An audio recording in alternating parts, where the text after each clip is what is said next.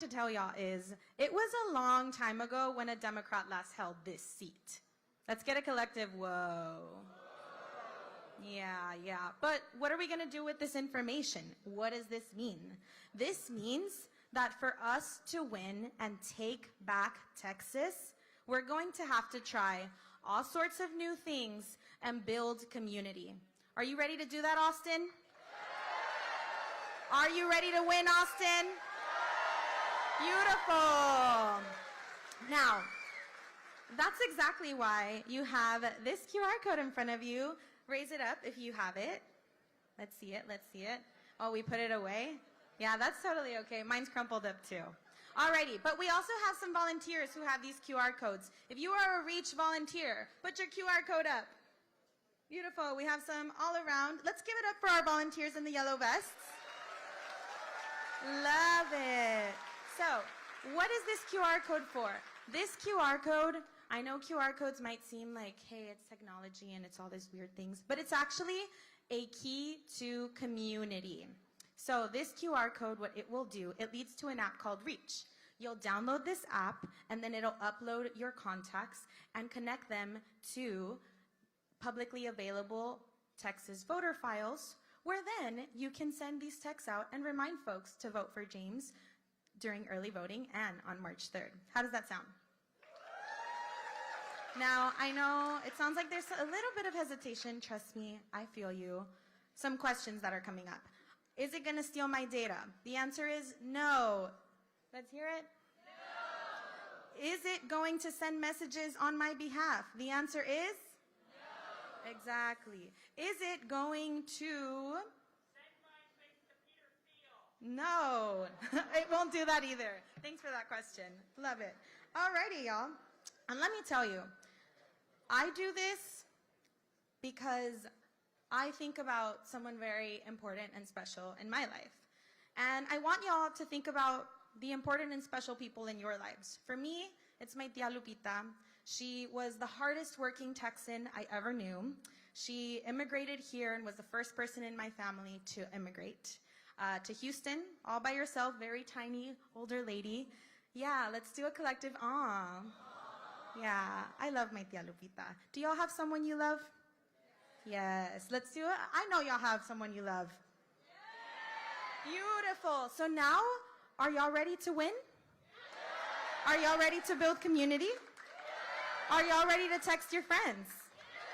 Beautiful. So let's make sure we do that. And now we're ready to hear from Williamson County Rep John Busey. Let's give it up for him.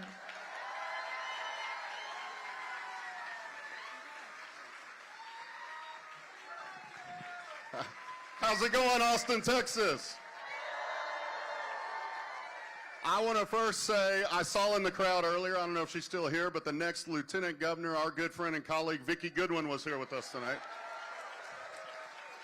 I'm sure everybody knows who's standing next to me. This is the great State Representative Cheryl Cole, who's here with us tonight. And in just a minute, we're going to hear from the next governor and the next senator from the state of Texas. I'm so excited to be able to be here with all of you. Happy first day of early voting. Who's ready to march to the polls and vote for a better Texas? Who's ready to tell John Cornyn and Ken Paxton and Greg Abbott it's time for your ass to go?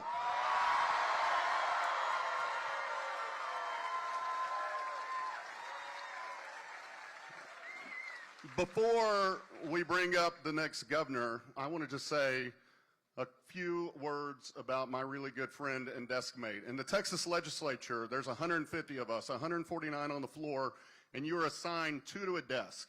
And you spend hours and hours and hours, too much time, sitting next to that person that's your desk mate. In 8 years, we've spent over 600 days and nights as desk mates together. And when you spend that much time with someone, you get to truly know who they are. You get to know James's family, whose mom and dad are somewhere here in the crowd with us tonight, over here to my right. He gets to know my children and my family. We spend a lot of time getting to know deep about who the person is. We're there all night many times. But you also get to know what kind of elected official they are and what kind of fighter they are. When you're at 3 a.m. and votes are being cast and nobody's watching, you get to see who someone truly is. When you watch them that close and personal, you get to know that James Talarico is someone who has never forgotten who sent him to the Capitol, and he's never forgotten who he's there to fight for. He's a fighter. He's savvy. He's better than me with words. He's tactful. He knows how to stand up to power, but he also knows how to work across the aisle to get things done. He's a great friend. He's been a great desk mate, and I can't wait, with the help of this room and rooms just like this all across the state, we're going to make James Talarico the next U.S. Senator from Texas.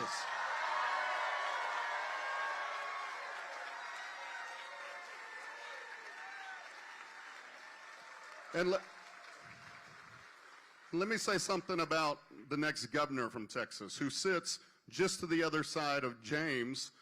We've spent 8 years in the fight together, fighting for voting rights, standing up to this state's leaders coming after this great city of Austin and fighting to protect it, fighting to protect education and abortion rights and health care access, and making a better Texas for all, because if we elect a new governor, we can make these things true.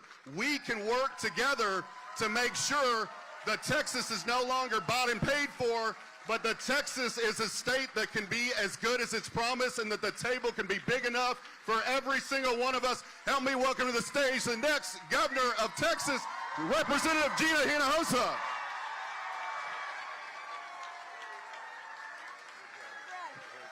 job. All right.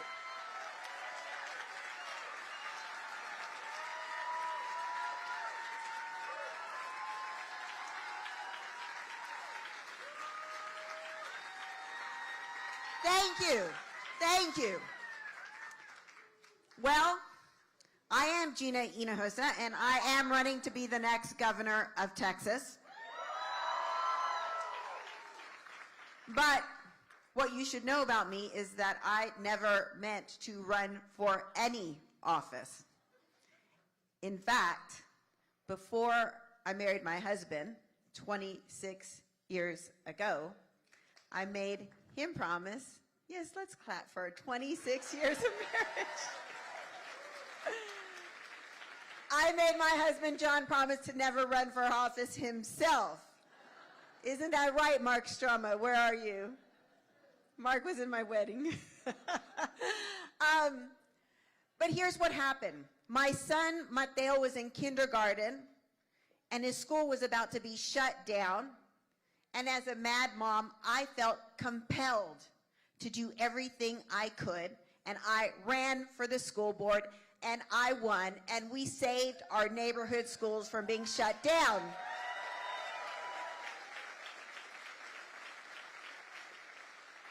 And I want to take a minute to share the wonderful news that was released today, that here in our Austin Independent School District, the Texas Education Agency finally relinquished control of our school district.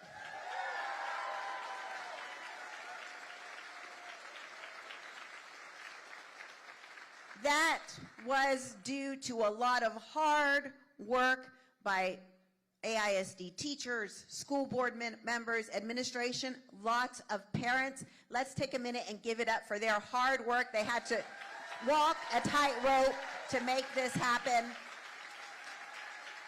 And now our schools are again free and independent. With the exception of the banned books and the muzzle teachers and the Christian nationalism that is indoctrinated within our schools, yes, let's boo that. Our schools are free. I thought I would stay there for a long time. We did great things for kids on the Austin ISD school board, but then I realized that the reason why our schools are shutting down in Austin and all over this state is because the state, under Greg Abbott's leadership, they take our money, boo, and they don't invest it back in our schools and our community.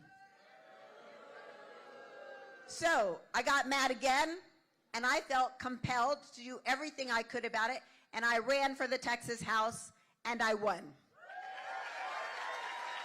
And thank you to all of you who helped me with those successes. Thank you so much. And for the last almost 10 years, I have been in the House. I have been working with my colleagues, John Busey, Cheryl Cole, Vicki Goodwin, James Talarico.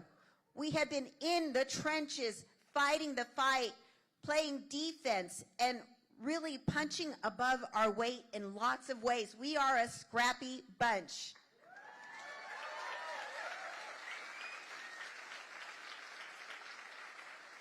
In 2019, we won historic investment in our neighborhood schools. In 2021, we saved voting rights and free and fair elections by breaking quorum to protect your right to vote and your voice.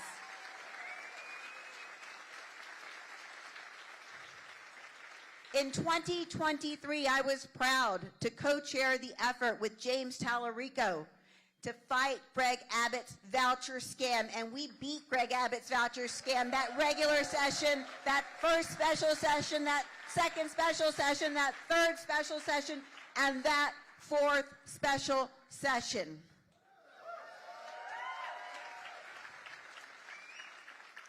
And you should know I got elected with Donald Trump.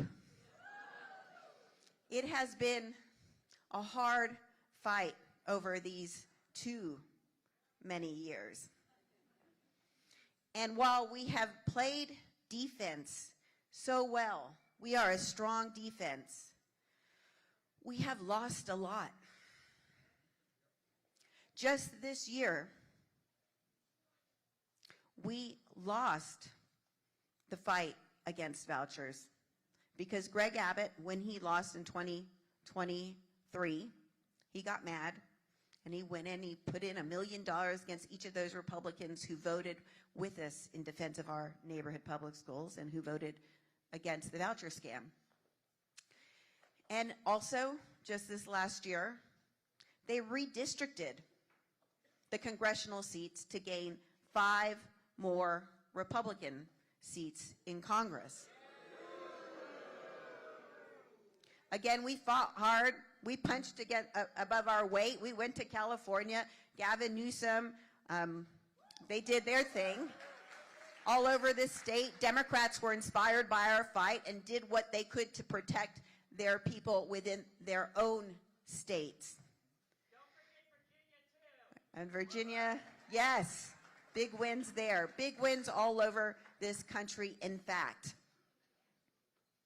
And so while our defense has been important, we've lost too much and we have no more to give. And that's why I made the decision that I was going to go on the offense. And that's why I'm running to be the governor of Texas.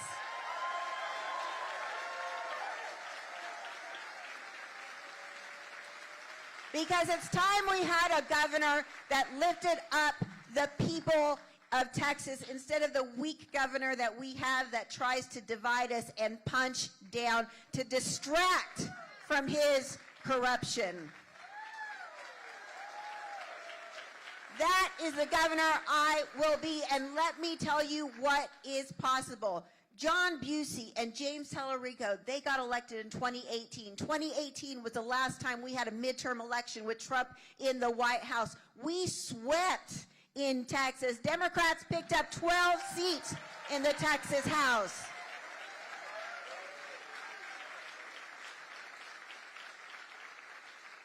Because the timing was right. Let me tell you, that night, we were watching election returns.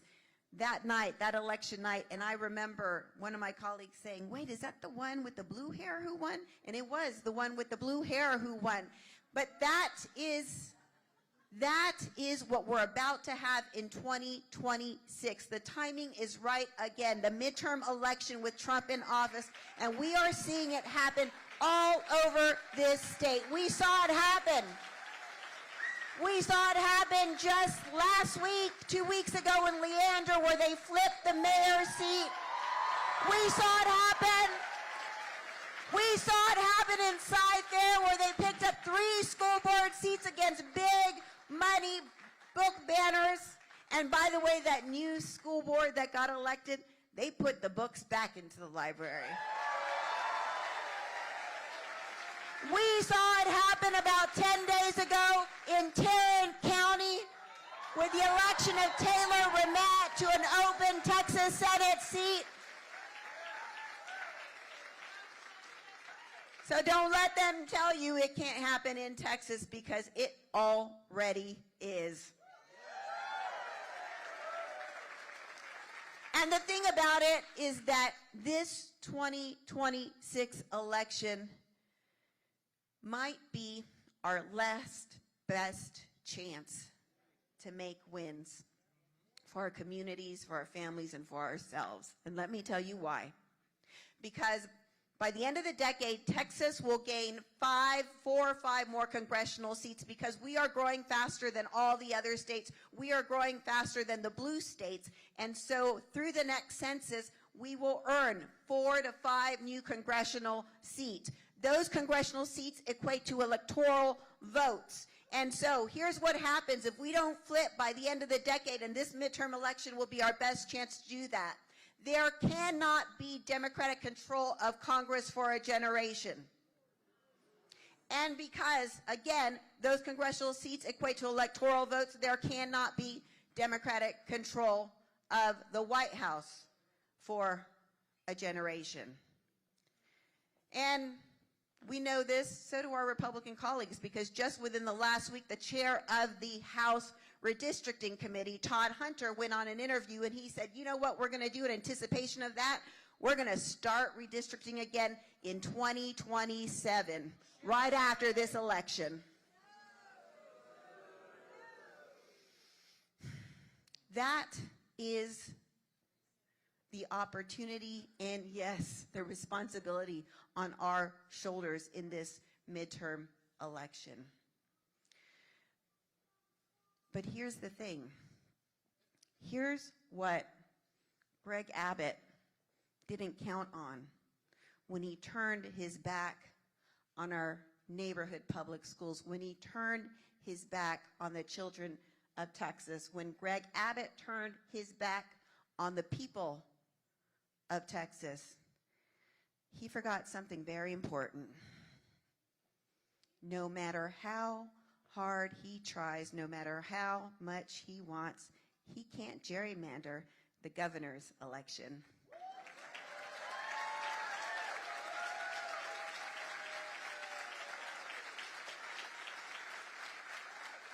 And that's why, when I'm governor, I'll veto their rigged maps. And the other thing they forgot is no matter how hard they try, they cannot gerrymander the U.S. Senate seat. And so I am so proud to introduce my friend and colleague and fighter for our neighborhood public schools and for our Texas kids, James Talarico.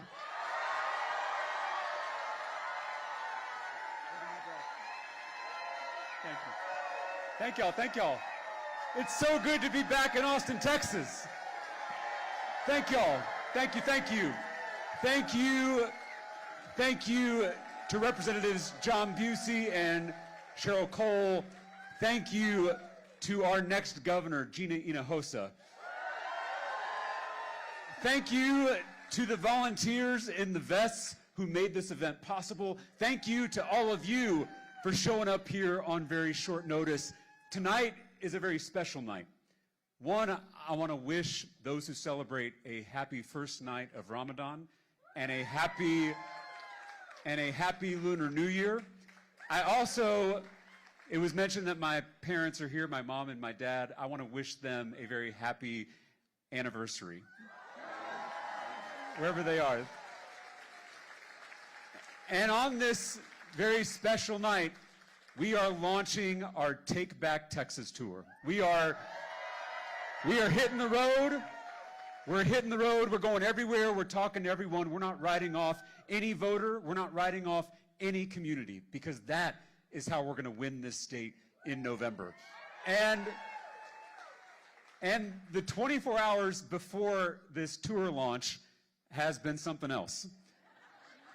Last night, I filmed an interview with Stephen Colbert on The Late Show. And as you probably know by now, Trump's FCC colluded with corporate media executives at CBS to keep that interview off the air. But I think it's safe to say that their plan backfired.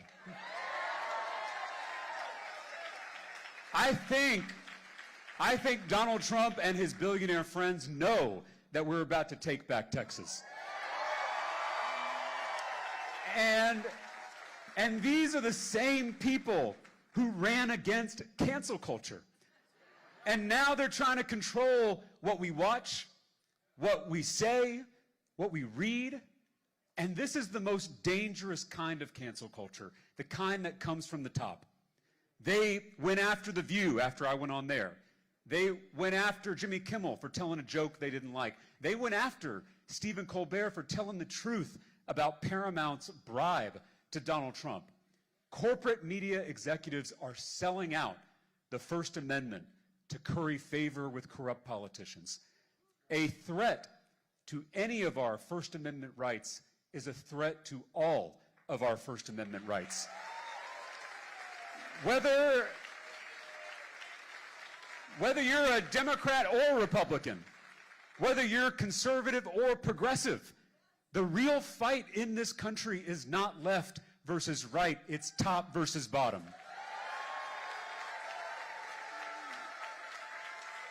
We launched this grassroots campaign for the U.S. Senate 5 months ago in my hometown of Round Rock, Texas. And since then, hey, some love for Round Rock. And since then, we have had thousands of Texans showing up to rally with us in every corner of this state, from Beaumont to El Paso, from Amarillo to Brownsville, and everywhere in between. And I can't tell you how many people come up to me at the end of these events and whisper, "I'm not a Democrat," like it's some kind of secret. We have recruited more than 22,000 volunteers who are doing the organizing work across this state to win in November. And we have shattered grassroots fundraising records without taking a dime from corporate PACs. This is a people-powered movement to take on this broken, corrupt political system. This is truly a campaign of, by, and for the people. We are bringing people together not just to win an election, but to fundamentally change our politics. Our country is so divided that we can't even share the Super Bowl anymore. 2 different halftime shows for 2 different Americas in 2 different realities. Bad Bunny, one of my favorite artists, put on one of the best Super Bowl halftime shows of all time. And then I saw Kid Rock, someone I grew up listening to. I saw that he put on a counter concert, which I didn't even know that was a thing. What compels people to protest that beautiful halftime show? I think it's fear. Fear of the unknown, fear of change, fears that we all struggle with. But there was nothing to be afraid of in that halftime show. Just joy and unity and love. Because in the words of Scripture, love casts out fear. Or in the words of Bad Bunny, the only thing more powerful than hate is love. That word love is maybe the most important word in the English language. It's certainly the most important word in all of our lives. And yet, we rarely hear it spoken in our politics. My granddad was a Baptist preacher in South Texas, and he told me when I was real little that we're supposed to follow Jesus' 2 commandments, to love God and love neighbor. Jesus could have told us to love our immediate family members or our close friends. Those would have been easier commandments to follow. But he told us to love our neighbors, and that's inherently a public thing. It's what led me to public service, first as a public school teacher on the west side of San Antonio, and now as a public official. 8 years ago, I launched my very first campaign for the Texas House back home in Williamson County. And back then, I was told the race was unwinnable. I was told flipping a Trump district was impossible. I was told I was too young. I was told I didn't have the money or the connections to win. I was the underdog in that race. But my neighbors and I, many of whom are here in the room, we ran an aggressive, authentic, unorthodox campaign that brought people together. And on election night, we flipped that district with 51% of the vote. And as a legislator, I have passed major bills to lower the cost of housing, lower the cost of childcare, lower the cost of prescription drugs, including insulin. I am trying to love my neighbors through public policy. I'm trying to make my neighbor's life a little easier and a little better. But that kind of love in our politics is getting harder and harder to find. The reason our politics sucks right now, it's not any one politician. It is the system itself. Think about who was sitting behind the President of the United States on Inauguration Day. Think about who owns the 24-hour corporate media that treats news as entertainment. Think about who owns the social media algorithms that keep us angry and divided. A handful of billionaires have redesigned our politics for their own profit. Us versus them, trolling, owning, name-calling, winning at all costs. It's professional wrestling. And I like professional wrestling, but not in my politics. We all keep watching, we all keep scrolling, we all keep fighting, and they keep getting rich off of it. They divide us by party, by race, by gender, by religion, so we don't notice that they are picking our pockets, that they are closing our public schools, they are gutting our health care. They're raising taxes on all of us while they cut taxes for themselves. They have literally transformed how we talk to one another, how we learn about the world. It's the reason you and your MAGA uncle, who you used to get along with just fine, you both now live in completely separate realities. Politics shouldn't feel this way. Politics is just another word for how we treat our neighbors, and we should treat each other a lot better than this. We can transform this broken, corrupt political system. They may have the money, but we have the majority. But it will require us coming together across all these manufactured divisions. Fight the system, not your neighbor. There is something deeply broken in America. Our political system is broken. Our economic system is broken. Even our relationships with each other feel broken.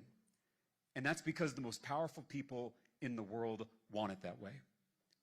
I mentioned that my faith teaches me to love my neighbor as myself.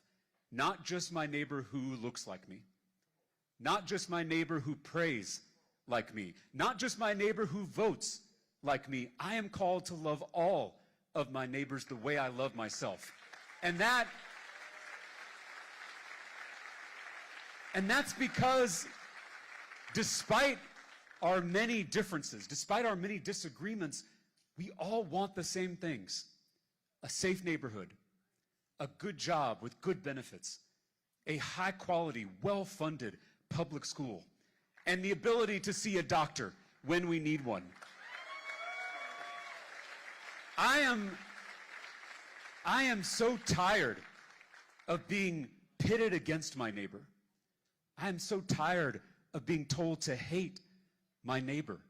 It's been more than 10 years of this kind of politics. Politics as blood sport. Politics as total war. It tears families apart, it ends friendships, and it leaves us all feeling terrible all the time. As I travel this state, I get the sense that across the political spectrum, there is a deep hunger for a different kind of politics. Not a politics of hate, not a politics of fear, not a politics of division, but a politics of love. A love for the state, a love for this country, and a love for all of our neighbors. A love that can heal what's broken in America. When I was in Laredo, Texas, my mom's hometown, just a few days ago, and a man stood up and asked me a question. He said, "Isn't love too weak for this moment?" And I thanked him for asking that question because I think some of us have the same thought sometimes.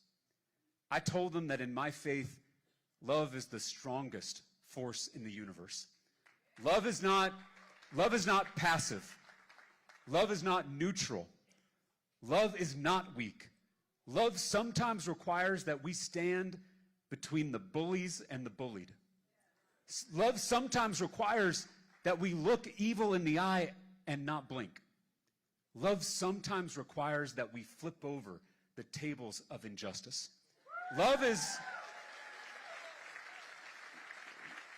That kind of love has always been a threat to the powers that be. That kind of love is revolutionary. That kind of love is radical. That kind of love is creative. Hate is boring. Hate is predictable. Hate can't lower our energy bills. Hate can't teach a child how to read. Hate can't build a future. But what hate can't do, love can. Love can turn a student into a scholar. Love can turn an enemy into a friend. Love can turn a campaign into a movement. We will not defeat the politics of division with more division. We can't win that game. We have to change the game. This campaign is rooted in a fierce, aggressive love for this state, for this country, for our neighbors. And in my experience, when you extend an open hand rather than a closed fist, you'll be surprised by who takes that hand. If you hate politics and you've never voted before, you have a place in this campaign. If you have voted for Democrats, but you're tired of DC Democrats always folding, you have a place in this campaign. And if you voted for Donald Trump, but you are fed up with the extremism and the corruption in our government, you have a place in this campaign.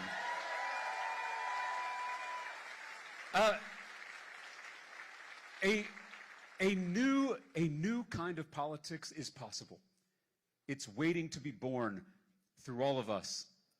And a movement that radiates that kind of love is unstoppable. And it will win. And we have a moral imperative to win. As we speak, we are seeing the consequences of losing elections all over this country. We have a secret police force terrorizing our neighbors here in Texas and across America. ICE shot a mother in the face. ICE kidnapped a 5-year-old boy. ICE executed a man in broad daylight on our streets before our very eyes. It is time to tear down this secret police force and replace it with an agency that is actually going to focus on public safety for all of us. It is past time. It is past time to impeach Secretary Kristi Noem. It is past time to prosecute agents who have abused their power. And when we win a Senate majority, we will haul these masked men before Congress so the world can see their faces. These masked men are waiting in school pickup lines. They are lurking in hospital waiting rooms. This is not law enforcement. This is something else. They say it's about law and order, but they're waiting outside courthouses, arresting people who are following the law and showing up for their immigration hearings. They say it's about the economy, but they're deporting the very people who keep our economy running. They say it's about illegal immigration, but now they're going after American citizens. This has never been about immigration. This has always been about control. The best way to control a population is to keep people afraid. Keep them looking over their shoulder, keep them in line. Don't draw attention to yourself. Don't criticize the state. Don't speak your mind, otherwise you'll be disappeared or even killed. No more secret police. No more masked men. No more disappearing people. This is the United States of America. We're not supposed to fear our government. Our government is supposed to fear us.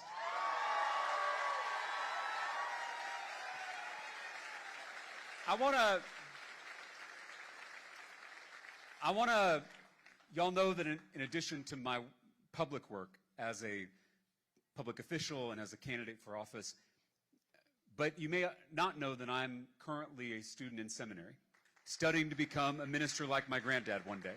So I know we've covered in this program some heavy topics, and I know things are dark right now, so I thought I would leave you with just a little bit of pastoral care. There is a lyric from a great American songwriter that I've been thinking about. John Prine wrote, "I really love America. I just don't know how to get there anymore." That's enough to break your heart. And when I'm feeling this way, there's a verse of scripture that I return to, and I hope it can be a gift to you whether you're religious or not. It's in the Gospel of Luke when Jesus says something really strange. He says, "Blessed are you who weep." And that's a strange thing to say, because how can someone who's weeping be considered blessed? In our culture, we tend to avoid grief. But I think we forget that grief can be fertile soil. Sometimes we see the world most clearly through our tears. If your heart is breaking right now, as you watch what's happening to our beloved country, it means you still have a heart. I want you to trust that. I want you to protect that, because that is what's going to get us out of all this. There has never been a more important time to be a human being. Resistance starts right here, by refusing to mirror the hate and the violence and the inhumanity that surrounds all of us. In a time of shadows, we must shine our light. The fact that all of you showed up here speaks volumes. Like many of you, I'm tempted by hopelessness. But then I look out on this crowd, and suddenly I feel a little bit of hope again. And a little bit of hope is a dangerous thing. The fact that you're all here, it means you haven't given in to hopelessness. And that means the bullies haven't won yet. Action is the antidote to despair. You can't wring your hands when you're rolling up your sleeves. We have a lot of work to do, Austin, but together we will win this election. We will take back our state, and we will take back our country. Because